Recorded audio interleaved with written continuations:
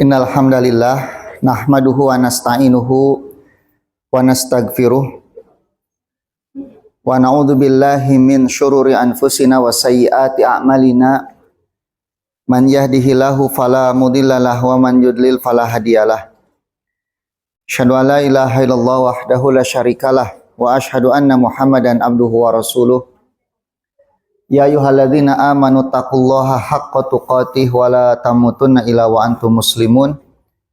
Fa inna astaqal haditsi kitabullah wa khairal hadyi hadyu Muhammad sallallahu alaihi wasallam wa syarrul umuri muhdatsatuha wa kullu muhdatsatin bid'ah wa kullu bid'atin dhalalah wa kullu dhalalatin finnar.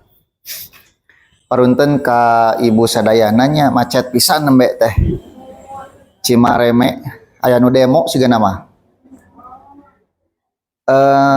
Kajian hari ini kita masuk kepada bab atau hadis ke-19 ya, kalau tidak salah.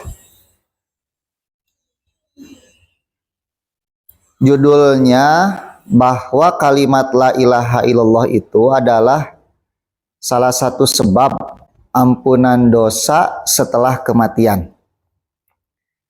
Hadisnya dari Mu'adz bin Jabal radhiyallahu anhu qala Rasulullah sallallahu alaihi wasallam ma min nafsin tamut, tidak ada satu jiwa pun yang meninggal dunia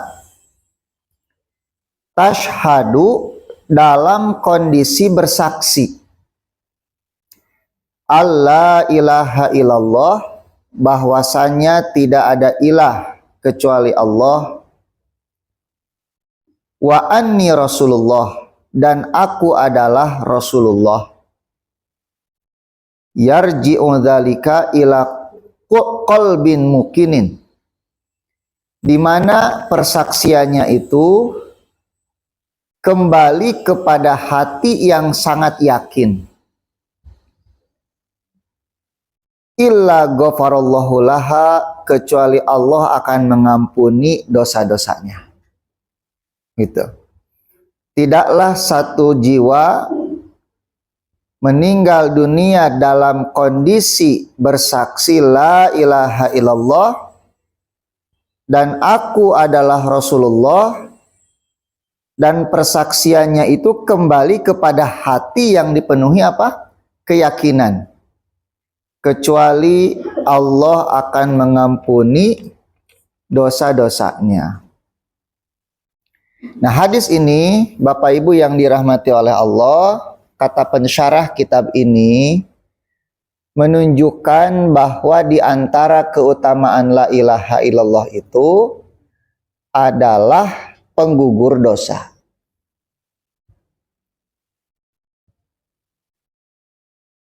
Makanya kenapa Nabi dalam hadis-hadis sebelumnya menyuruh kita untuk memperbanyak zikir dengan la ilaha illallah. Nabi mengatakan afdhalul zikri la ilaha illallah. Kemudian dalam hadis sebelumnya lagi Nabi menyuruh kita untuk memperbaharui apa? Keimanan dengan memperbanyak la ilaha illallah. Hal ini menunjukkan bahwa iman itu pasang surut, dan surutnya keimanan kita itu tentu disebabkan karena dosa-dosa kita.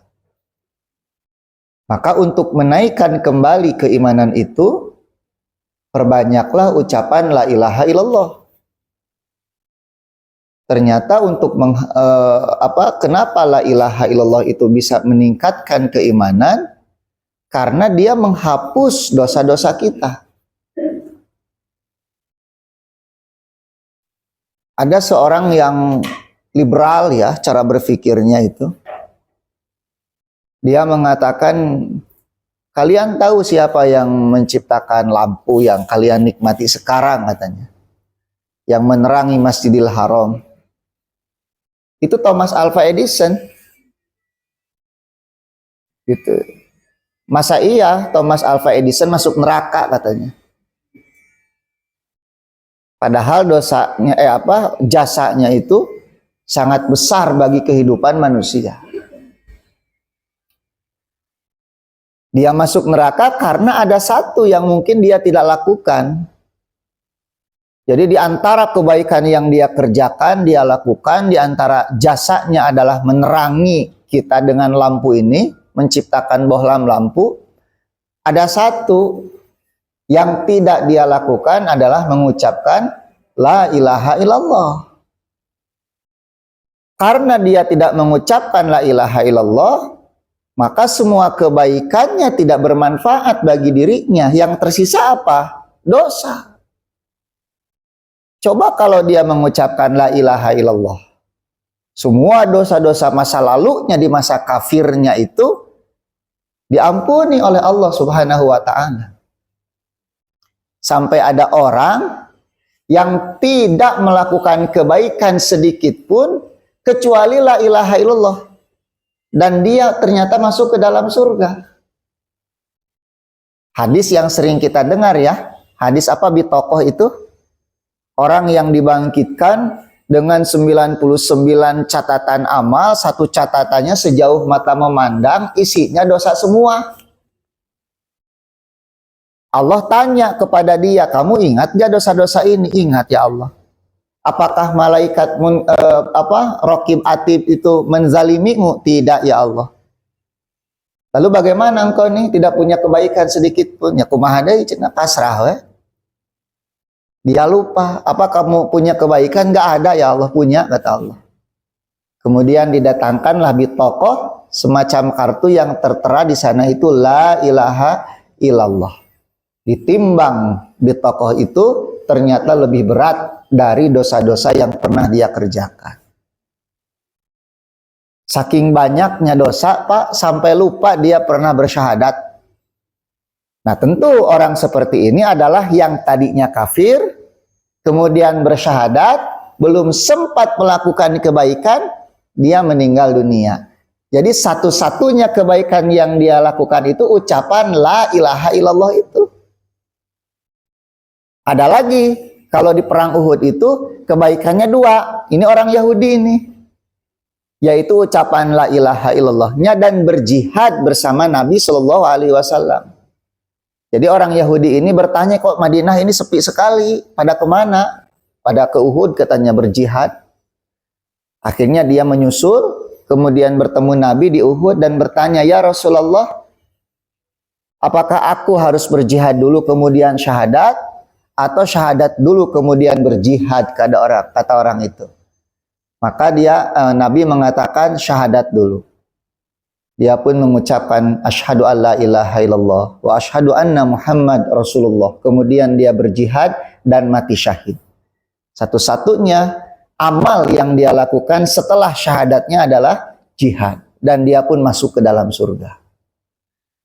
Nah, jadi tidak sembarang, bukan hanya sebatas amal, bukan, tapi pondasi landasan dari amal itu apa? Kalau landasannya tauhid, maka dia mendapatkan kebaikan, dosa-dosanya diampuni. Kalau tidak berdasarkan tauhid, ya tidak akan diampuni dosanya, tidak diterima amalnya. Karena pengakuan bahwasanya tidak ada ilah kecuali Allah itu lebih penting dari amal yang kita kerjakan. Walaupun amal adalah buah atau konsekuensi dari la ilaha illallah itu. Ya ada anak datang ke ibu, anak ibu datang gitu, hari ibu teh maaf di sana kan gitu. Ibu ini ibu saya bukan gitu. Saya mah ragu bahwa abdi teh menang mulung di tempat sampah kan gitu. Tapi walaupun begitu saya akan tetap berbakti kepada ibu. Walaupun saya ragu apakah saya anak ibu atau bukan. Coba bagaimana perasaan ibu itu? Tapi dia berbakti kepada ibu gitu. Ibu sakit dijenguk, butuh uang dikasih, butuh rumah dibelikan, tapi dia meragukan kalau ibu orang tuanya. Mana yang lebih penting? Kebaikannya atau keyakinannya bahwa kita orang tuanya? Ya seperti itu. Ini menunjukkan bahwa iman bahwa Allah itu la ilaha illallah, Muhammad Rasulullah itu lebih penting daripada sekedar kita melakukan apa? Kebaikan. Nah, kemarin orang liberal tuh berkata seperti itu. Tersebar ininya apa? Video lama sebetulnya itu ya. Masa Thomas Alva Edison masuk neraka katanya? Dia yang menciptakan lampu yang menerangi Anda semua, menerangi Masjidil Haram. Ya iyalah, dia nggak mengucapkan la ilaha illallah. Tapi apakah Allah tidak membalas kebaikannya? Ya Allah balas. Setiap kebaikan yang dilakukan oleh manusia itu Allah balas. Cuma ada yang dibalas di dunia akhirat, ada yang dibalas di akhirat saja, ada yang dibalas di dunia saja. Nah, seperti orang-orang kafir yang berbuat kebaikan itu, Allah balas di dunia. Karena Allah punya nama, namanya adalah Ar-Rahman. Nah, sehingga masjidnya, Masjid Ar-Rahman. Apa Rahman itu? Kasih sayang Allah untuk seluruh makhluknya. Tidak terkecuali. Bukan hanya mukmin, bahkan kafir pun mendapatkan. Bukan hanya manusia, tumbuhan, hewan, semua mendapatkan rahman Allah subhanahu wa ta'ala di dunia. Tapi di akhirat ada yang namanya Ar-Rahim. Maka Rahim itu khusus bagi orang-orang beriman di akhirat saja. Nabi mengatakan Allah punya 100 rahmat. 99 rahmat Allah simpan di akhirat untuk orang-orang beriman. Dan 1 rahmat Allah lemparkan kepada seluruh penduduk bumi. Sampai ada seekor kuda yang mengangkat sebelah kakinya karena khawatir menginjak anaknya yang sedang tidur. Jadi nikmat yang kita rasakan di dunia itu, Bapak Ibu, itu adalah bagian kecil dari 1 rahmat Allah yang Allah tebar di dunia. Bahkan kafir yang hartanya triliunan itu hanya bagian kecil dari 1 rahmat Allah. 99 rahmat Allah di akhirat mereka tidak akan mendapatkannya. Khusus untuk kita yang beriman saja. Ya, jadi adil Allah itu ya. Tidak ada kebaikan yang tidak Allah balas. Itulah keadilan Allah subhanahu wa ta'ala. Makanya kalau kita ingin diampuni dosa, baik di dunia maupun di akhirat, jangan pernah lepas dari kalimat la ilaha illallah. Makanya Nabi mengatakan apa? Barang siapa yang akhir dari ucapannya la ilaha illallah, dakhalal jannah, masuk surga. Karena diampuni dosanya. Tuh, cuma mengucapkan la ilaha illallah di akhir hayat itu tidak semudah yang kita bayangkan. Banyak orang yang meninggal tapi sulit mengucapkan kalimat itu. Malah aya nu rek maot wae mikiran meuli sawah keneh. Aya eta teh, Pak. Sudah sakaratul maut di rumah sakit, torojol budakna. Jadi aya dia teh punya sawah, tasi sawah nate aya sekian petak can kapeser gitu. Jadi can masegi si sawah nate. Jadi punya dia berapa hektar, tak ada berapa petak masih punya orang lain. Itu di akhir hayatnya sakit parah di rumah sakit, anaknya datang, Pak itu terek dijual cenah. Nu sawah beli. Meulikeun sawah rek maot, Pak. Nepikeun ka kitu nya. Lain mikiran la ilaha illallah gitu. Jeung budakna teh teu boga cedok ya, teu boga pikiran eta bapak keur sakarat gitu. Ditawaran keneh, ieu tawaran keneh naon? Sawah, meuli sawah. Naon ai cedok teh Ibu? Cedok teh otak. Teu boga polo cek orang Sunda mah. Jadi masih mau mati gitu ya, mau mati masih memikirkan urusan dunia. Jangankan mau mati, para sahabat mau usia 40 saja sudah nggak mikirin lagi urusan dunia. Itu sahabat Nabi itu, usia 40 itu mereka sudah fokus urusan akhirat. Mencari harta, mencari uang itu hanya sekedarnya untuk menyambung apa? Hidup saja. Sebagai fasilitas untuk beribadah kepada Allah subhanahu wa ta'ala. Nah kadang kita ini, Nabi itu di usia 55 itu jihad itu. Jihad pertama Nabi di perang Badar itu usianya 55 tahun. Kita 55 tahun pensiunnya Pak. Pensiun. Usia menikmati hidup, jadi gitu. Menikmati hidup. menikmati senja cenah gitu orang mah. Ninggalian matahari we unggal poe ti kerelep. Sabari ngopi. Ya kopi dalam bari tadi. Candi ya. Nah, Nabi itu justru dari semenjak usia 40 itu nggak ada lagi waktu istirahat itu.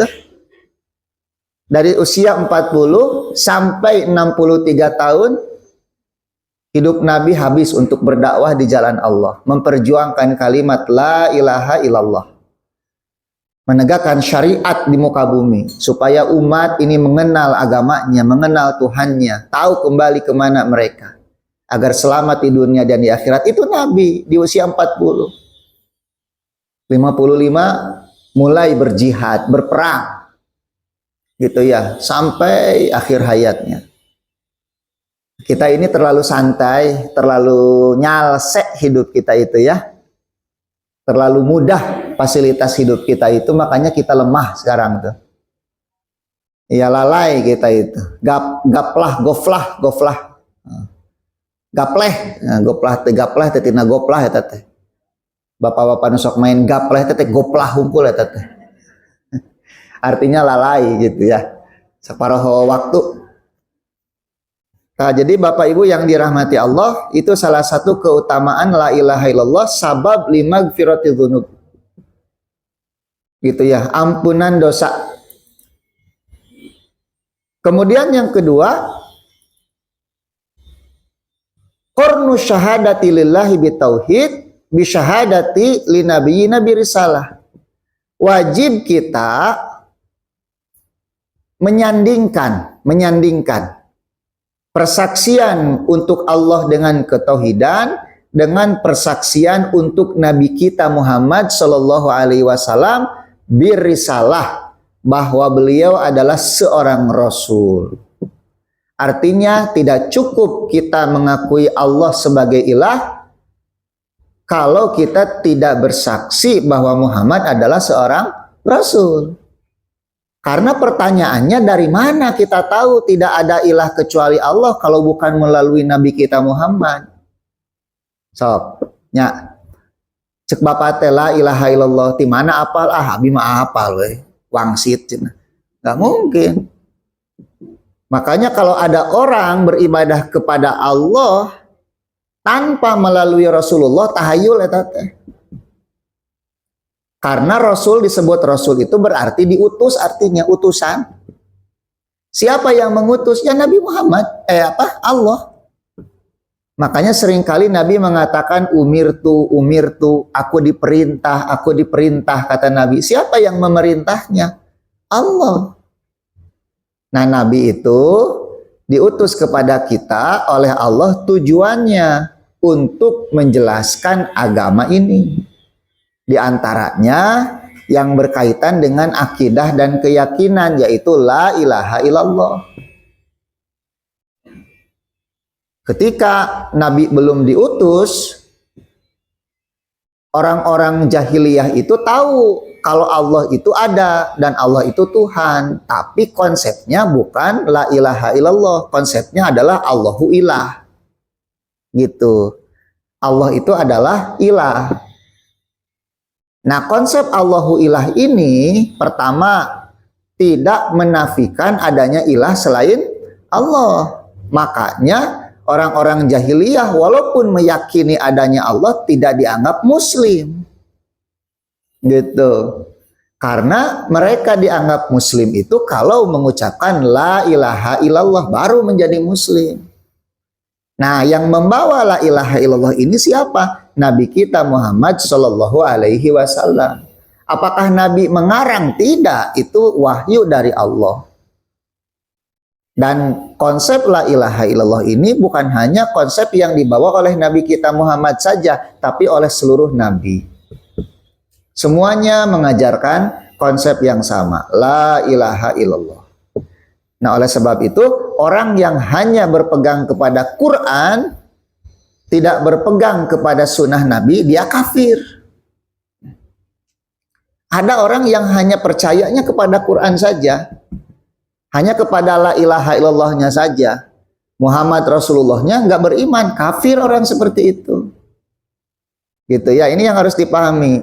Jadi kerisalahan Nabi Muhammad, persaksian akan kerisalahan Nabi Muhammad tidak bisa dipisahkan dengan kesaksian la ilaha illallah, mentauhidkan Allah Subhanahu wa taala. Maka di sini dikatakan fala tasihhu ihdahuma illa bil ukhra. Salah satu di antara keduanya tidak sah kecuali dengan yang lainnya. Ada orang bersaksi Muhammad Rasulullah tapi dia musyrik, maka tidak sah persaksiannya.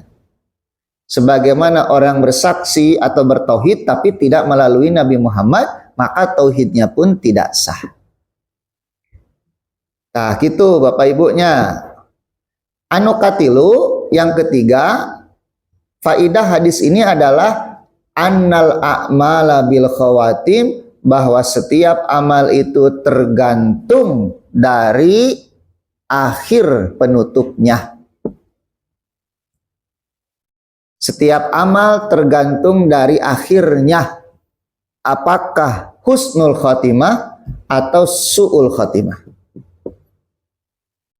Nabi mengatakan ada seseorang di hadapan manusia nampak perbuatannya adalah perbuatan ahli surga. Tapi ternyata dia merupakan ahli neraka.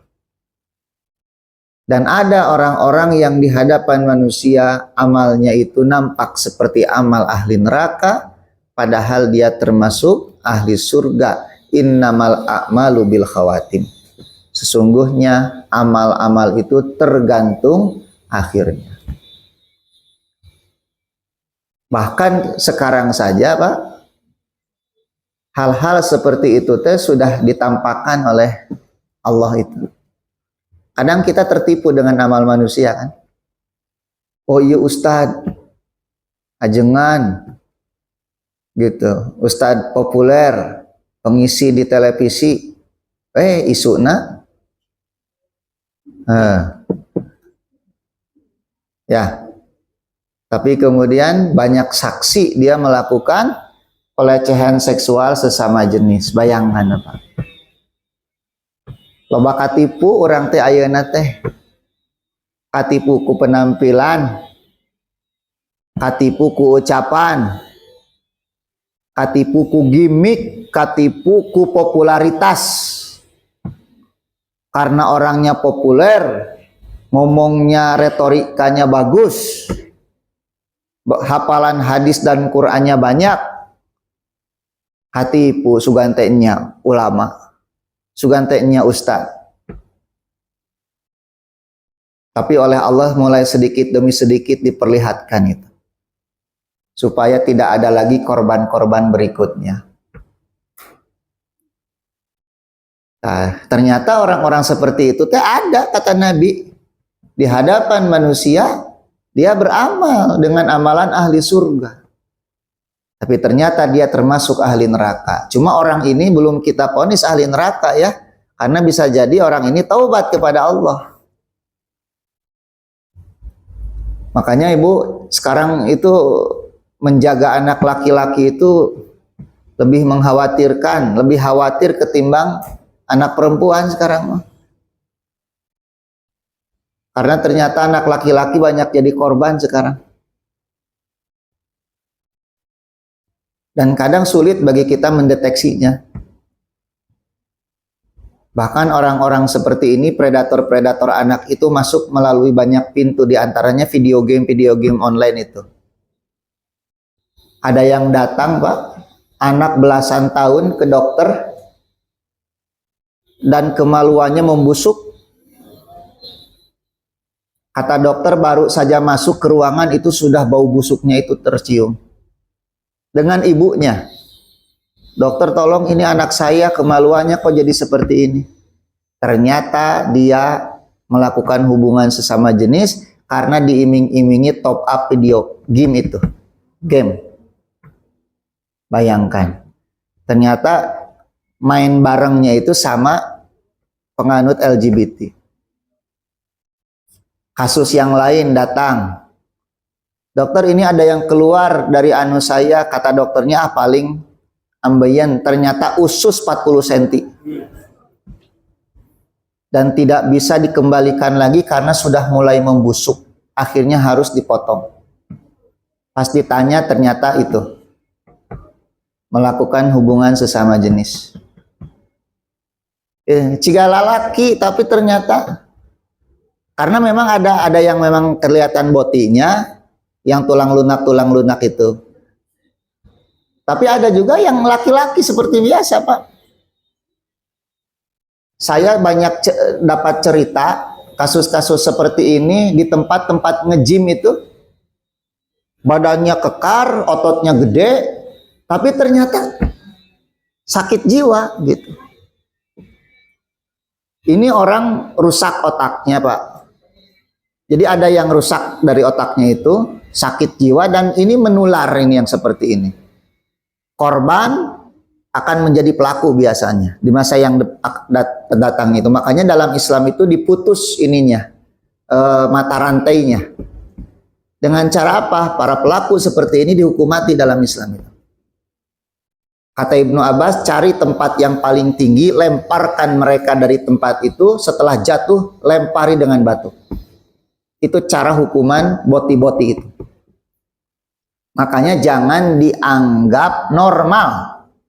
Ya, sekarang ada normalisasi muncul di televisi, diundang acara-acara tertentu, kemudian di TikTok joget-joget, bahkan ada guru yang membiarkan anak didiknya joget-joget seperti itu.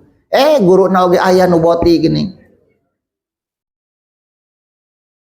Nah, lamun aya nu kitu, Bu nyamperkeun talapung. Supaya mereka sadar mereka itu sakit. Tidak normal. Masa hubungan yang normal sampai menyebabkan HIV, menyebabkan kemaluan membusuk, usus terburai, masa yang segitu disebut normal? Kan ini jongkok sekali cara berpikirnya itu. Dan sekarang kasus HIV itu kebanyakan ini boti-boti ini. Kalau sudah terkena HIV itu teman-temannya itu nggak pernah ada yang jenguk itu. Menderita saja sendirian di rumah sakit itu. Kadang terbongkarnya itu usia 60 tahun, sudah tua baru ketahuan sama keluarganya. Ada yang seperti itu. Seorang anak curhat, ternyata bokap gua cenah boti, ada umur geus kolot aki-aki, bayangkeun. Jadi menikah itu ternyata hanya penyamaran saja, nyamar gitu supaya identitasnya tidak terbongkar. Dan teman istri saya kena, suaminya ternyata perilaku menyimpang, terkena HIV akhirnya teman istri saya itu. Mengidap HIV. Alhamdulillahnya anaknya normal. Nah, jadi Bapak sekarang tuh banyak yang nggak kelihatan ya. Seperti orang-orang soleh. Cuma yang lebih parah itu yang berkedok agama ini nih. Yang berkedok agama. Kayak ustadz, ajengan gitu. Aduh, ternyata perilakunya dibalik itu. Di Amerika pun ternyata ada ya, seorang penghafal Quran, itu guru Quran. Ternyata ketika dibongkar oleh istrinya, HP-nya itu banyak video-video dia pelecehan anak-anak di bawah umur itu. Jaga Bapak Ibu. Nah, ternyata dalam hadis Nabi, hadis innamal a'malu bil khawatim itu sudah sedari dulu ada orang-orang yang melakukan perbuatan-perbuatan baik, ternyata dia min ahlinar. Nah, jadi innamal a'malu bil khawatim Bapak Ibu ya. Oleh sebab itu bagaimana caranya supaya kita konsisten di dalam beramal? Pertama tentu minta pertolongan dari Allah ya. Ya muqallibal qulub sabit qalbi ala dinik. Itu kan meminta konsistensi. Supaya kita terus berada di dalam ketaatan kepada Allah Subhanahu wa taala. Kemudian yang kedua, lakukan amal itu Bapak Ibu walaupun sedikit ya, tapi konsisten. Karena Nabi Shallallahu alaihi wasallam bersabda, ahabul a'mal ilallah adwamuha. Amal yang paling dicintai Allah itu yang konsisten wa in qalla, walaupun sedikit. Ustadz Firanda itu pernah cerita tentang temannya itu ya. yang setiap malam habis sholat isya, sholat witirnya 1 rakaat. Jadi sholat isya, kemudian setelah itu ba'da, kemudian sholat 1 rakaat sebelum tidur. Dan itu dilakukan setiap malam. Nah yang seperti itu yang Allah sukai itu. Daripada ibu 11 rakaat tapi sebulan sekali. Kadang 2 bulan sekali eta ge lamun purun gitu. Lamun teu purun mah beureum deui wae. Nah, jadi sedikit-sedikit tapi konsisten. Nah, itu cara menjaga amal-amal supaya kita khawatimnya husnul khotimah gitu. Kemudian pergaulan sangat berpengaruh. Jangan sampai kita bergaul dengan teman-teman masa lalu yang masih mengajak kita pada kemaksiatan. Dulu teh kita teh senang nongkrong di kafe, ngabaso ke Akung tiap hari. Terus 80.000 mangkok nagain nama ibu. Tapi abi can pernah. Kamari pangaosan Ustad, ya abi teh nuju pesan Akung cina ieu teh jeung Ustad teh. Da abi nagarek balik deh kitu lain rezeki cek abi teh. Nah gitunya.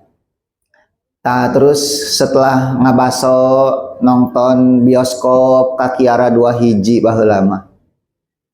Beres di Kiara 2 hiji teh balanja deui ka Trans. Terus siga kitu. Kemudian kita hijrah. Kita menuntut ilmu, mengaji, baca Quran, rajin sholat. Nah, jangan sampai kita mendekati teman-teman yang memalingkan kita lagi dari kebaikan. Karena lingkungan itu, teman itu, tarikannya sangat kuat sekali. Hawa nafsu itu kan lebih mudah ditarik kepada hal-hal yang menyenangkan ya. Daripada duduk di majelis ilmu, mengerjakan sholat, membaca Quran. Wah, itu berat sekali. Makanya Nabi mengatakan neraka itu dikelilingi oleh hal-hal yang disukai hawa nafsu. Beda dengan surga, dibenci hawa nafsu.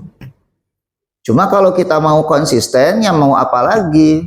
Almar'u ala dini khalilihi. Bahwa yang namanya seseorang itu berada di atas agama teman dekatnya. Makanya Bapak Ibu kalau bisa mah teman-teman lama tuh diajak juga untuk mengaji ya. Kalau misalnya bertemu jangan kita yang tertarik oleh mereka, tapi mereka yang tertarik oleh kita untuk mengaji gitu ya. Dan kalau mereka sudah mulai ngaji, sudah mulai sholat, itu jangan terlalu ngegas teuing. Jangan dibawa kepada hal-hal yang berat dulu, jangan. Kadang kita teh ingin rusuh-rusuh gitu.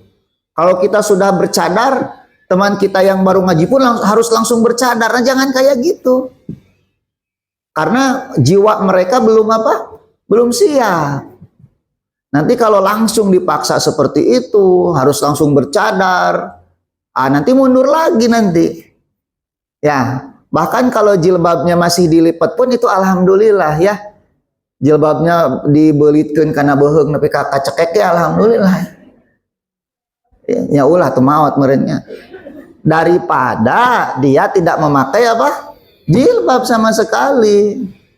Kemudian bajunya, roknya sudah mulai panjang, walaupun mungkin belum gogolebaran ciga ibu gitunya, tapi sudah panjang, itu lebih baik daripada dia pakai rok mini. Nah gitu cara berpikirnya. Nah jadi dalam dakwah itu kata Syekh Albani harus penuh dengan kasih sayang. Bahkan orang yang paling banyak maksiat kata Syekh Albani itu adalah orang yang paling harus kita sayangi. Itu ucapan Syekh Albani. Jangan sampai kemudian beliau mengatakan dakwah ini berat kata Syekh Albani. Jangan diperberat lagi dengan cara-cara yang salah. Gitu ya. Karena berat, dakwah ini berat. Kalau caranya salah tambah berat lagi, nanti orang nggak mau nerima lagi. Nah, jadi ibu sekarang sudah bisa mengaji, ada teman-teman yang belum bisa diajak ngaji. Nah, kalau mau didekati dalam rangka berdakwah ya, bukan dalam rangka kita ikut-ikutan lagi, karena nanti kita terseret lagi dong. Nanti kalau kita meninggal dalam kondisi terseret lagi bagaimana?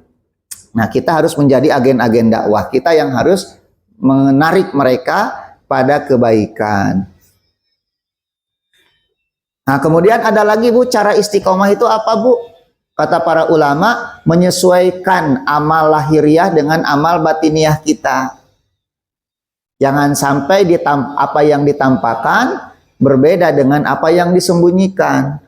Jangan sampai amal kita di hadapan banyak orang berbeda dengan amal kita ketika sendirian. Gitu. Khawatir di antara kasus banyaknya su'ul khotimah itu adalah maksiat dalam kesendirian. Maksiat dalam kesendirian. Jadi ketika tidak ada orang, dia bermaksiat kepada Allah. Kemudian Allah mencabut nyawanya dalam kondisi seperti itu. Nauzubillah, kan ya ibu teh siganu rajin ngaos ke masjid, ari di bumi nonton teu pararuguh, pas nonton teu pararuguh teh mau ari layar HP-na hurung keneh. Pas ditinggali teh nah si ibu teh nonton nu kieu. Padahal rajin ngaji, nah gitu. Jadi harus sesuai antara amaliyah lahiriah dengan amaliyah batiniah kita.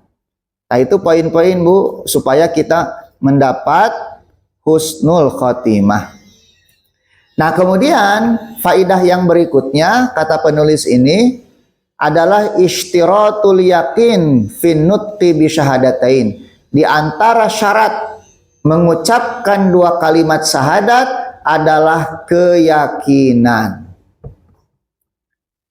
Betul-betul yakin dengan kandungan dua kalimat syahadat itu. Yakin dengan segala konsekuensi dari dua kalimat syahadat tersebut. Tidak ada keraguan sama sekali. Tidak seperti orang-orang munafik. Orang munafik mengatakan asyhadu alla ilaha illallah wa anna Muhammad Rasulullah secara lisan, tetapi hatinya meragukan kedua kalimat itu. Bahkan ada yang mengkufuri kedua kalimat tersebut. Jadi mereka berpura-pura masuk Islam untuk kepentingan tertentu, menyembunyikan akidah yang sebenarnya. Nah, jadi yakin Pak bahwa tidak ada ilah yang berhak diibadahi kecuali Allah. Yakin bahwa Muhammad adalah Rasulullah. Kalau sudah yakin tidak ada ilah kecuali Allah, pasti akan mendorong kita untuk beribadah hanya kepada Allah. Melaksanakan perintah Allah, menjauhi larangan Allah. Kalau kita yakin bahwa Muhammad adalah Rasulullah, tentu kita akan mengikuti sunnah beliau. Beriman dengan segala apa yang beliau kabarkan. Mengerjakan perintahnya, meninggalkan larangan-larangan beliau. Dan kita tidak akan beribadah kecuali dengan apa yang sudah disyariatkan oleh beliau. Nah, jadi keyakinan itu penting di dalam beragama. Bahkan tidak ada keyakinan yang paling bisa menjadi motivasi bagi kita untuk melakukan kebaikan kecuali agama. Gitu. Makanya seringkali agama itu dipolitisasi. Karena memang agama itu menjadi motivasi terbesar bagi seseorang untuk melakukan sesuatu. Kadang urusannya urusan-urusan politik, tetapi dibumbui dengan agama. Gitu, supaya orang lebih yakin lagi. Dibumbui dengan isu-isu sektarian, padahal itu alat politik seseorang misalnya untuk mencapai tujuannya. Karena memang seperti itu. Dulu ada seorang anak SD meninggal tertabrak ini mobil pemadam kebakaran itu. Dan si ibunya itu punya keyakinan bahwa menangisi orang meninggal itu nggak boleh. Itu anaknya meninggal itu nggak nangis si ibunya itu. Karena punya keyakinan tidak boleh menangis ketika ada orang yang meninggal. Nah ini menunjukkan bahwa keyakinan beragama itu, doktrin beragama itu bisa sampai sehebat itu gitu. Nah jadi Bapak Ibu yang dirahmati oleh Allah, gak boleh sedikit pun ada keraguan dalam diri kita tentang dua kalimat syahadat ini. Kalau masih ada keraguan, kita belum mukmin. Kita munafik, dan munafik itu adalah kafir. Maka keyakinan akan dua kalimat syahadat menjadi salah satu syarat. Kan rukunnya dua ya, nafi dan isbat. Nah ini syaratnya. Dan yang terakhir, sa'atu rahmati rabbil alamin. Hadis ini menunjukkan betapa luasnya rahmat kasih sayang Rabbul Alamin. Dosa sebanyak apapun, sebesar apapun, itu akan diampuni oleh Allah Subhanahu wa taala ketika kita bersaksi tidak ada ilah kecuali Allah. Makanya Nabi Shallallahu alaihi wasallam pernah menyampaikan sebuah hadis qudsi di mana Allah berfirman, "Wahai hambaku, apabila kalian datang kepadaku dengan dosa sebanyak atau sepenuh langit dan bumi, tapi kalian tidak menyekutukan aku dengan satupun, dengan satu apapun, maka aku akan mengampuni dosa-dosa kalian dan aku tidak peduli," kata Allah. Lihat, dosa sepenuh langit dan bumi, dibawa mati, semuanya diampuni oleh Allah karena dia tidak menyekutukan Allah Subhanahu wa taala. Itu. Tapi ingat, bukan berarti hanya mengucapkan la ilaha illallah, tapi harus mengamalkan konsekuensinya karena amal adalah bagian dari keimanan kita kepada Allah Subhanahu wa taala. Tuh satu hadis. Alhamdulillah, kalau ada pertanyaan silakan ditanyakan dulu.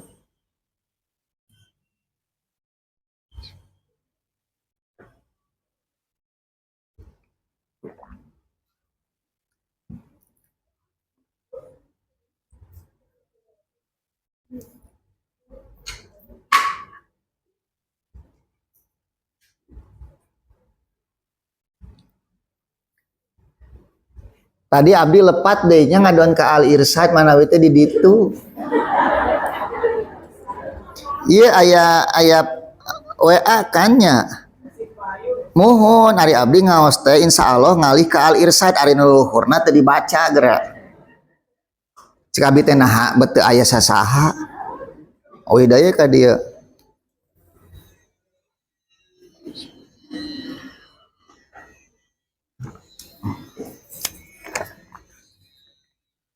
Semoga Ustadz selalu dalam keberkahan dan penjagaan Allah. Allahumma amin. Izin bertanya di luar topik Ustadz. Jika kita diminta untuk memandikan jenazah wanita dan diwasiati jenazah bahwa jenazah saat wafat ingin dimandikan oleh sahabat-sahabatnya dan suaminya, apakah tidak mengapa dalam satu ruang memandikan jenazah terjadi ikhtilat karena ada suami dari jenazah ikut memandikan? Nah, kalau misalnya seperti itu tidak jadi mengapa karena memang suami itu dibolehkan untuk memandikan istrinya. Cuma sebisa mungkin yang akhwatnya jangan terlalu banyak dulu. Itu jadi cukup saja misalnya 2 orang akhwat dan 1 orang siapa? Suami itu, dan dengan tetap menjaga apa? Auratnya. Aurat yang memandikan yang akhwat itu. Nah, tetapi kalau misalnya repot harus terus-terusan, cukup saja si suaminya itu dalam 1 kali ini saja 1 kali basuhan misalnya. Nah, selanjutnya dilanjutkan oleh siapa? Oleh teman-teman akhwatnya. Gitu ya. Jangan sampai terjadi ikhtilat dalam artian bersentuhan tangan dengan yang akhwat-akhwat yang sedang memandikan. Nah, itu yang harus dijaga sebisa mungkin. Gitu. Nah, jadi cukup saja misalkan itu teh 3 basuhan mungkin ya. Nah, basuhan pertama misalnya oleh siapa? Oleh suaminya. Nanti selebihnya diselesaikan oleh sahabat-sahabat akhwatnya yang lain. Nah, jadi seperti itu. Tidak mengapa. Yang kedua, Assalamualaikum. Waalaikumsalam. Apakah benar seorang laki-laki yang meninggalkan sholat Jumat 3 kali berturut-turut tanpa uzur yang dibenarkan syariat, maka laki-laki itu dinyatakan telah keluar dari Islam sehingga dia harus bersyahadat kembali? Bukan keluar dari Islam, tetapi Allah menutup atau mengunci mati hatinya. Jadi hatinya dikunci oleh Allah sehingga hatinya mati dan tidak lagi menerima kebenaran, sulit menerima nasihat, gitu ya, melakukan dosa dan maksiat tapi tidak merasa kalau dia sedang bermaksiat kepada Allah. Kebenaran sekuat apapun kita berikan kepada dia, nasihat kita berikan, dia tidak akan menerima karena hatinya sudah tertutup, mati. Nah, itu hukuman dari Allah Subhanahu wa taala bagi laki-laki yang meninggalkan sholat Jumat berturut-turut 3 kali tanpa adanya uzur atau alasan. Gitu ya Ibu. Jadi bukan keluar dari Islam. Kalau keluar dari Islam mah kafir. Ya, yang keluar dari Islam itu kalau meninggalkan sholat 5 waktu. Ya, maka Nabi mengatakan faqad kafaro, dia sudah kafir. Wallahu alam bisawab. Ada lagi silahkan. Ya kopi can seep ya. Enggak. Teresep sekedip. Lamun kopi seep ditutup ieu pangawasan ku abi. Margi pami ngabahas hadis hiji deui sieun ieu sieun naon kumitut henteu beres engkena. Cok, bami aya nu diskusikeun mah enggak? Terang kumitut bantat lamun bolu mah asak henteu atah henteu nya kira ngembang eta siga bolu eta naon teh brownies siga brownies Amanda eta teh berawal dari bolu yang kumitut tapi ternyata enak. Nah, akhirnya dibuat seperti itu. Manya teu apal kumitut orang Sunda.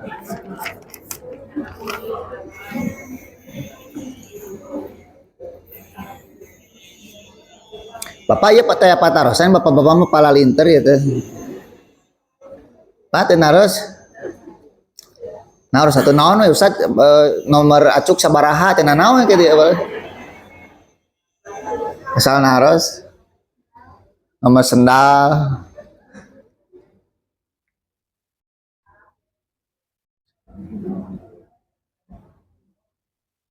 Nah, nanti untuk pertemuan berikutnya hadis ke-20 ini tentang mentalkinkan orang yang hendak meninggal dunia.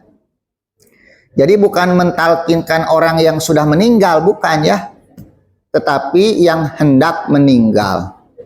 Supaya ucapan terakhirnya la ilaha illallah. Kalau sudah dikuburkan mah sudah tidak ditalkin lagi.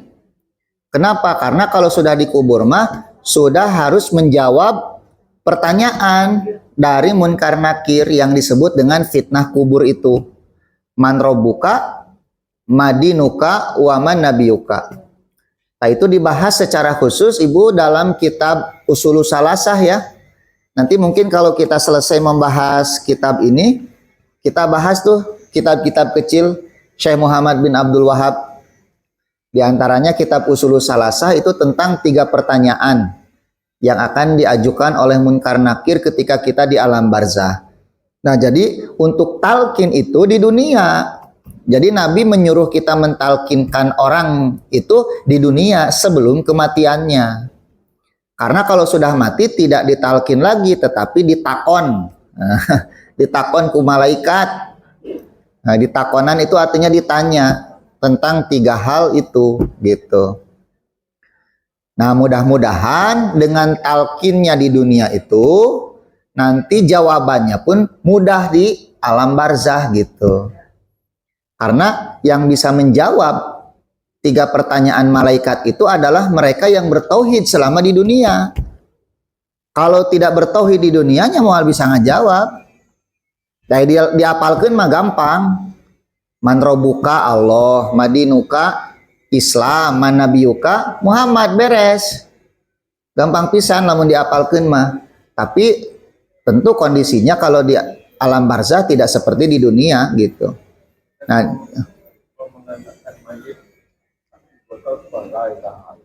nggak ada mengantarkan mayit sampai la ilaha illallah nggak ada itu.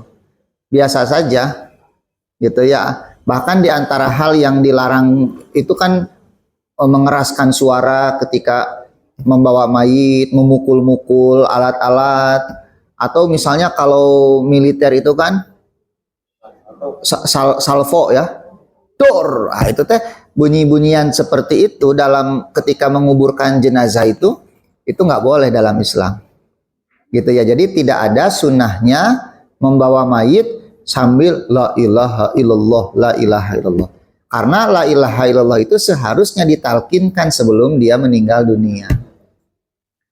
Itu kenapa? Karena talqin itu kan walaupun gampang ya diucapkan oleh kita yang normal, tapi bagi mereka yang menghadapi kematian itu teh berat, Pak.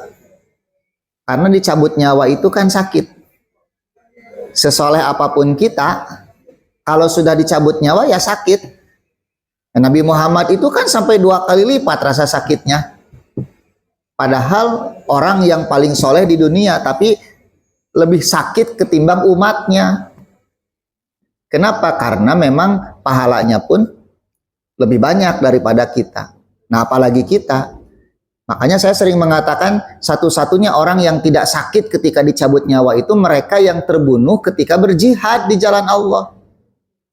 Walaupun lehernya terpenggal, ususnya terburai, kaki dan tangannya tertebas kan gitu. Kita melihatnya ngeri seperti yang sakit, tapi justru kata Nabi kematian mereka itu seperti digigit semut. Semut kecil ya, ulah semut kararangge. Semut kecil. Ya kararangge oke lumayan lah. Sakitu mah.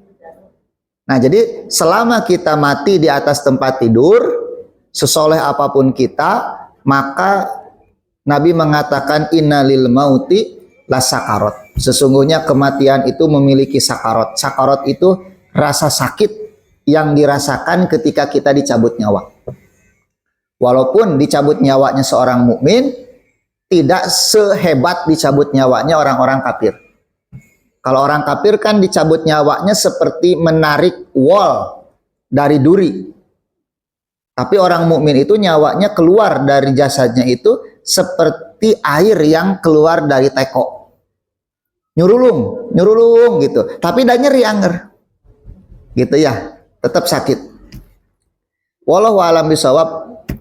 Nah, jadi itu mukadimah untuk apa? Untuk kajian kita berikutnya, yaitu anjuran mentalkinkan orang-orang yang hendak meninggal. Walaupun kalimatnya al-mauta nanti ya, dalam hadisnya itu al-mauta. Al-mauta itu kan jamak dari mayit.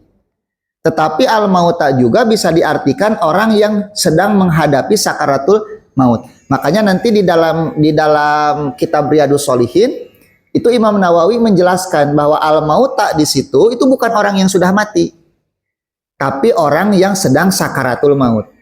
Karena hadis ini pun dipakai oleh mereka yang mentalkinkan orang sesudah matinya. Gitu. Jadi kalau ditanya, kamu mentalkinkan orang sesudah mati, dalilnya apa? Dalilnya ini. Lakinu mautakum. Karena mauta itu bisa ada 2 penafsiran. Penafsiran pertama adalah sakaratul maut, penafsiran kedua adalah orang yang sudah apa? Mati, disebut mauta. Jadi mereka yang mentalkinkan setelah mati itu dalilnya ini juga sama. Gitu ya. Cuma kan kita bisa pahami bahwa kenapa la ilaha illallah itu mauta di sini kita pahami dengan sakaratul maut, karena ada hadis yang lain, yaitu harapan ucapan terakhirnya adalah ucapan la ilaha illallah gitu. Makanya dalam pandangan saya ya, wallahu alam, tafsiran Imam Nawawi bahwa yang dimaksud dengan mauta itu adalah orang yang sakaratul maut itu lebih tepat gitu ya. Wallahu alam bisawab. Kalau tidak ada pertanyaan lagi, ini kopi di cangkir sudah habis, maka saya tutup dengan doa kafaratul majelis. Subhanakallahumma bihamdika asyhadu alla ilaha illa anta astaghfiruka wa atubu ilaik. Assalamualaikum warahmatullahi wabarakatuh.